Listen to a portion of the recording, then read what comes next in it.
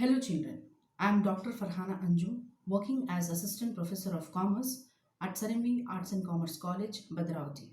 It is an immense pleasure for me to teach the subject Business Taxation 2 for 6th semester BBA students.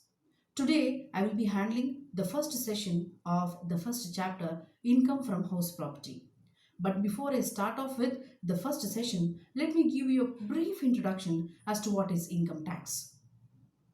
Income tax is one of the most important source of revenue to the central government. The central government utilizes this revenue in order to meet the various public expenditures. The public expenditure includes maintaining law and order in the country, safeguarding the country from the foreign power, developing the agriculture, improving the industries, developing the infrastructure, and ultimately promoting the welfare of the people. Therefore, tax is a source of public revenue. In other words, or in simple words, it is nothing but the compulsory payment which is levied by the government on the individuals or the organizations to meet the expenditure which is required for the public welfare. Coming to the types of taxes, there are two types of taxes. First is the direct tax, and the second one is the indirect tax. So, what is this direct tax? Any tax which is paid by the individual or an organization to the imposing entity is called as direct tax. In other words, the impact and the incidence of tax falls on the same person. Whenever the impact and the incidence of tax falls on the same person, it is called as a direct tax. What is indirect tax? The second type of tax. An indirect tax is collected by an intermediary from the person who bears the ultimate economic burden of tax. Here, impact falls on one person and incidence of tax falls on some other person. Example, custom duty, excise duty, service tax, etc.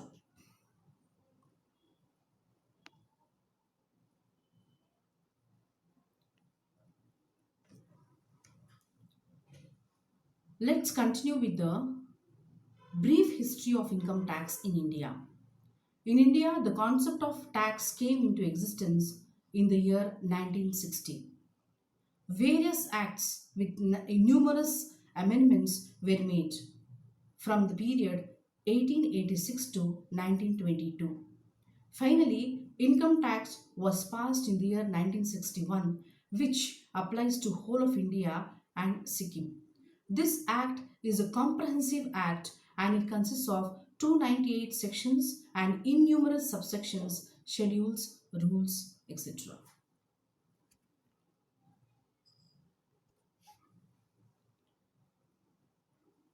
Income of a person is classified into five categories. Section 14 of the Income Tax Act has classified five different heads of income for the purpose of computation of the total income. The five heads of income are income from the head salaries, income from house property, profit and gains from business and profession, capital gains, and income from other sources. So, today we will be discussing about income from house property. This part deals with the income which falls under the head income from house property. The scope of income charged under this head is defined by Section 22 of Income Tax Act to Section 27.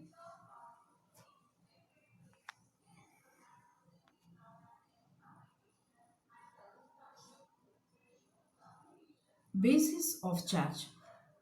Section 22. Income is taxable under the head income from house property if the following three conditions are satisfied. It means that if you are supposed to taxable any income under the head income from house property, the following three conditions are strictly to be satisfied. What is the first condition? The first condition is the property should consist of any buildings or lands appurtenant thereto. That means the property should be buildings or lands. The second condition is the assessee should be the owner of the property. The person who is supposed to pay the tax should be the owner of the property. This is the second condition. Coming to the third condition, the property should not be used by the owner for the purpose of business or profession carried on by him, the profits of which are chargeable to income tax.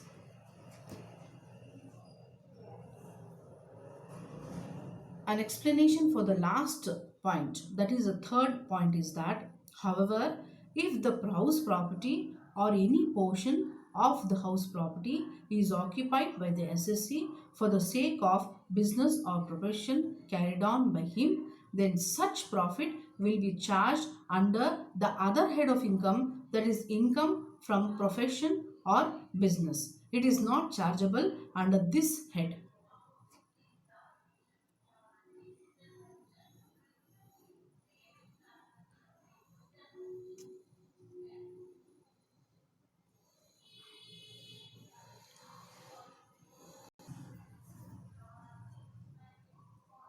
I would like to again explain three conditions that are to be satisfied for property income to be taxable under the head income from house property. The first condition is the property should consist of buildings and land. Second, the assessee should be the owner of the property. The third condition is that the property should not be used by the owner for the purpose of business or profession carried on by him, the profits of which are chargeable under a separate head of income, but they are not chargeable under the head income from house property.